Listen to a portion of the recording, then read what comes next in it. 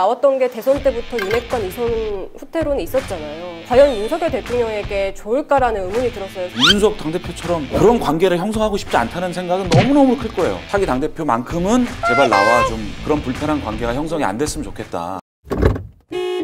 원래 장제원 의원이요. 8월 31일이죠. 당시 당이 그 비대위 직무 정지 법원의 판결이 나오면서 혼란에 쌓였을 때 이선 후퇴를 주장했었습니다. 예, 예. 선배 기억하시죠? 그 당시 이런 페이스북 글을 올렸는데요. 상임위 활동에만 전념을 하고 개파 활동으로 비춰질 수 있는 모임이나 활동은 일절하지 않겠다. 그리고 윤석열 정부에서 어떠한 임명직 공직은 맞지 않겠다. 이렇게 얘기를 했었는데 네. 정치적인 어떤 의사표명이라는 게 항상 그 상황 논리가 있는 것이죠. 네. 당시에는 가도 이게 집권여당의 기능을 할 것인가라는 많은 비판과 윤핵관의 한 명이었던 장제원 의원으로서는 저런 입장을 표명할 수밖에 없었던 것 같은데 상황이 지나가면 그래도 정권 만드는 데 기여를 했는데 어떻게 저렇게 네. 뭐 안 하겠다고 얘기를 하겠어요. 근데 당시에는 그렇게 얘기를 할 수밖에 없었던 상황 논리가 분명히 있다고 인정을 하고 하지만 항상 정치적인 표현은 이렇게 그 이면을 좀 봐야 돼요. 아, 저 바꿔 얘기하면 몇 개월 뒤에 하겠다는 거구나 라고 저는 생각을 했는데 공교롭게 네. 우리가 지금 얘기하고 있지만 다시 활동을 재개하고 있습니다.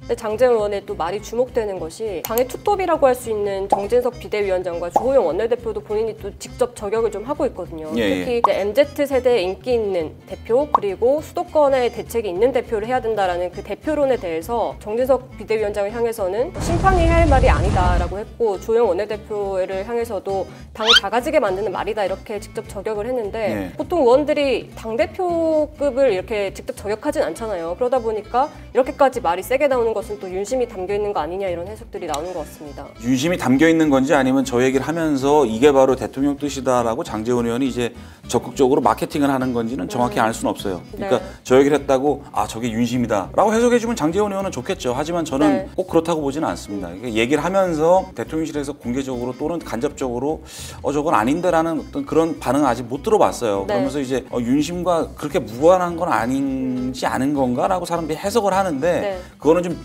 지금 시간이 걸릴 것 같습니다. 저를 판독을 하는데 네. 중요한 거는 일단 저 얘기를 장제원이라는 의원이 하게 된 어떤 배경을 우리가 봐야 되는 것이죠. 장제원 의원은 이제 본인이 지역과 부산이고 사실상 뒤에서 이제 김기현 의원을 지금 당대표로 밀고 있는 것처럼 이제 보여지고 있는데 그분도 이제 지역구가 이제 PK죠. 아까 앞서 말한 두 조건하고 이른바 이제 장제원 의원과 김기현 의원의 어떤 만약에 합정 연행이 실제화된다면 네. 그런 요소들하고 좀 거리가 있는 거잖아요. 그러니까 이제 그건 아닌데? 라고 하면서 저격을 하고 있는 것이죠. 그러니까 자기네들의 어떤 포지셔닝과 세팅과는 좀 거리가 있는 요소들을 얘기를 하니까 공개적으로 이제 적극적으로 공세에 나선 그런 형국입니다. 선배 앞서 말씀하신 대로 김기현 의원이죠. 지금 당권 도전을 이미 공식화했는데 예. 두 사람이 굉장히 지금 가까운 모습을 보여주고 있어요. 정말 장제원 의원이 김기현 의원을 이렇게 밀어줄까요? 3개월 이후에 벌어질 전당대회 사실 굉장히 몇 가지 이제 중요한 관전 포인트라고 했을 때 중요하고 무시할 수 없는 그 요소인 거는 분명합니다. 윤핵관 보통 이제 투톱이라고 얘기하면 이제 네. 권성동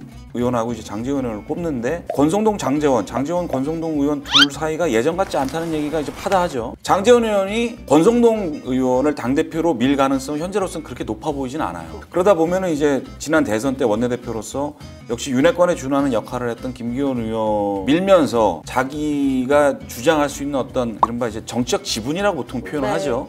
그것들을 이제 주장할 수 있는 좀 여지가 생긴다고 저는 보여집니다. 물론 그거는 만약에 현실화될 경우 이제 둘만이 알 수 있는 그런 얘기이기 때문에 저희가 뭐 확실히 지분을 행사할 것이다, 몇 프로다 이렇게 네. 말씀 못 드려요. 하지만 지금 굴러가고 있는 여러 가지 정황을 보면 그렇게 전개될 가능성이 상당히 있어 보입니다. 네, 권성동 의원 같은 경우는 원래 당대표 후보군 정도로 거론이 되다가 최근에는 직접 TK를 방문하는 등 당대표 후보군으로서의 좀 행보를 보이고 있어서 권성동 의원도 당권 주자가 아닌가라는 해석들이 좀 나오고 있거든요. 그런데 이렇게 뭐 장제원 의원이라든지 권성동 의원이 이번 전당대회에서 뭔가 역할을 하려는 이런 모습들이 계속 나왔던 게 대선 때부터 윤핵관 이선 후퇴론이 있었잖아요. 과연 윤석열 대통령에게 좋을까라는 의문이 들었어요. 권성동 의원은 확실히 여러 가지 주변에서 들리는 정황이나 이런 걸 보면은 본인은 이미 당권 레이스에 뛰어들었다고 뭐 확실하게 말씀드릴 수가 있을 것 같습니다. 근데 권성동 의원 그리고 장제원 의원이 직접 뛰지 않을 경우 뭐 김기현 의원도 누구를 밀어서 사실상 당권 레이스에 뛰어드는 이 과정에 대해서 처음에 굉장히 만약 이제 본격화되면은 여론이 좋지 않을 가능성이 높아요.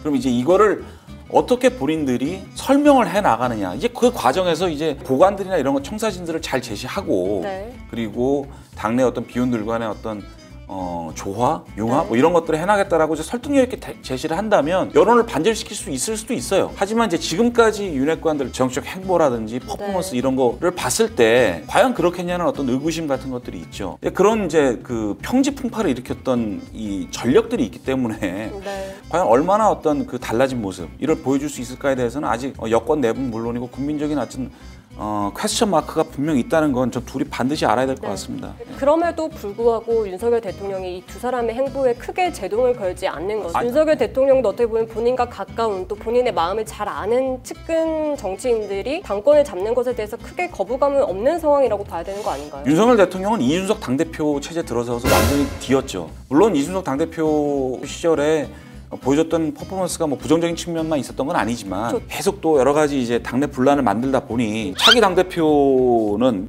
이준석 당대표처럼 그런 관계를 형성하고 싶지 않다는 생각은 너무너무 클 거예요. 대통령이 거기에 대한 어떤 니즈 차기 당대표만큼은 제발 나와 좀 그런 불편한 관계가 형성이 안 됐으면 좋겠다.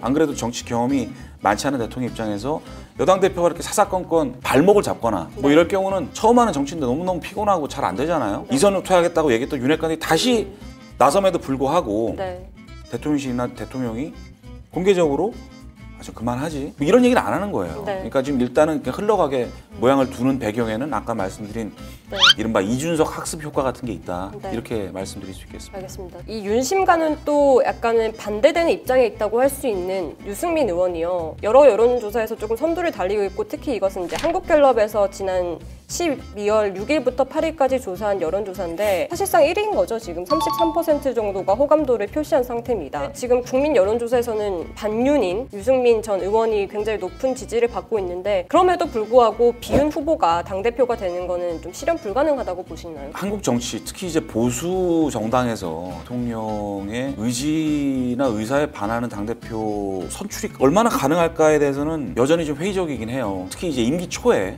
물론 대통령 의사와 반해서 당대표가 선출된 적이 이전에 있었긴 했습니다. 예를 들면 2016년 총선을 앞두고 박근혜 당시 대통령 때 이제 사실 청와대에서는 당시 박심이 서청원 전 대표 전 의원한테 있다고들 많이 이렇게 알려져 있었죠. 그래서 결과는 이제 김무성 당대표가 이제 선출이 됐었죠. 그러면서 이제 청와대와 굉장히 많은 갈등이 있었는데 그때는 근데 문제는 정권 초반이 아니고 정권 중반 이후 이제 흘러가는 시점이었기 때문에 대통령과의 어떤 권력 관계에서 이렇게 좀 이탈 흐름이 있을 수는 있어요. 지금은 임기 초고요. 그렇기 때문에 그 당시에 박심 대통령의 어떤 의중보다 훨씬 더 강하게 지금 윤심이 작용할 가능성이 있죠. 이제 그런 전제하에 반윤 주자인 유승민 의원이 얼마나 그 가능성이 있을까? 만약에 당대표 선출이 100% 여론조사, 국민 여론조사로 실시를 한다면 가능성이 있을 수 있어요. 하지만 지금 당내 경선이잖아요. 당내 선거이기 때문에 이른바 7대3 구도, 그러니까 당원이 7이고 여론조사 3으로 구성되어 있는 거기 때문에 국민의힘 당원들의 상당 부분 비중을 보면은 호남이라든지 서울 수도권 쪽이 아니라 주로 이제 경상 지역에 가 있는 지지층들이 당원으로 가입돼 있기 때문에 당원 조사로 돌려볼 경우는 유승민 전 의원이 지금만큼 퍼센티지로 나오긴 쉽진 않죠. 근데 그걸 잘 아는지 유승민 전 의원이 굉장히 반복적으로 지금 영남 지역을 방문을 하고 있어요. 자기 옛날 지역구도 이제 대구였잖아요. 그러다 보니까 거기서 어떤 흐름이 만들어질지 내년 초 정도에 어떻게 흐름 만들어질지 좀 봐야 되겠습니다만 당내 어떤 선거를 뽑는 어떤 그 비중으로 봤을 때 반윤 후보인 유승민 전 의원이 당원의 장벽을 통과할 것인가 현재로서는 그렇게 높아 보이진 않아요. 그럼 제가 여기서 한 번만 중립기업 받고 하나 질문 드려보겠습니다. 지난 전당대회에서 이준석 전 대표도 사실 나경원 전 의원에 비해서 당심을 많이 얻지는 못했거든요. 하지만 국민 여론조사에서 굉장히 높은 수치 58% 정도의 지지를 받아서 결국에는 당대표로 선출이 됐었습니다. 이번에도 만약에 유승민 전 의원에게 국민 지지가 뭐 50% 이상이 나온다면 가능한 거 아닌가 싶거든요. 그때하고 지금하고 이제 상황 논리가 좀 다른데요. 국민의힘의 내부적인 어떤 구성이라든지 이런 것들이 혁신적으로 변화하지 않으면 다음 선거에서 정권 교체가 힘들겠다는 어떤 절박함 같은 게 있었어요. 특히 이제 대선에서 이기기 위해서는 국힘에서 아주 취약한 20대, 30대 표를 끌어오지 않으면 무슨 수를 쓰더라도 대선에서 이길 수 없다는 절박함 같은 게 있었습니다. 이제 그 절박함 같은 것들이 이른바 집던지성으로 작동을 했고 그 누구도 예상하지 못한 수준으로 이준석 당대표에게 이제 몰표가 갔던 것이죠. 과연 지금이 그만큼 절박하냐? 글쎄요. 그때는 물결이 거대하게 있었고 근데 지금은 그런 물결이 있지만 동시에 만만치 않게 안정적인 국정 운영을 서포트해야 된다는 그런 세력들도 있어요. 유권자들 성향의 배합은 완전히 다른 상황이다. 그렇기 때문에 반윤 후보인 유승민 전 의원의 당선 가능성이 당시에 우리 이준석 당대표가 됐을 때보다는 높다고 보기는 어렵다고 볼 수 있죠.